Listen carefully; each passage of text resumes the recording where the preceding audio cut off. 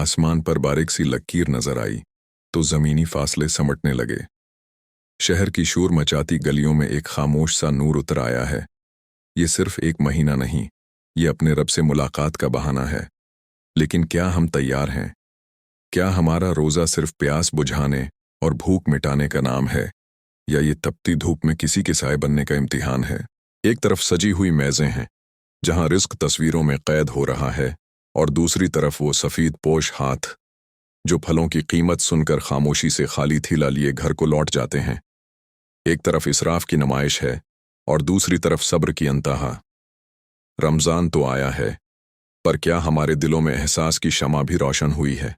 कुछ लोग रात की तन्हाइयों में सजदे तलाश करते हैं और कुछ स्क्रीन की रोशनी में खुद को गम कर देते हैं। गफलत की नींद बहुत गहरी होती है साहब, मगर जब हदायत की दस्तक पड़ती है तो पत्थर दिल भी मोम हो जाते हैं। नूरे हमसाया। ये कहानी है मेरी, आपकी और हम सब की, जहां पड़ोस की दीवारें सिर्फ ईंटें नहीं बल्कि एहसास के रिश्ते हैं। आइए इस बार सिर्फ रोजा न रखें बल्कि रमजान जी कर देखें, क्योंकि खुदा का रास्ता उसके बंदों के दिलों से होकर गुजरता है।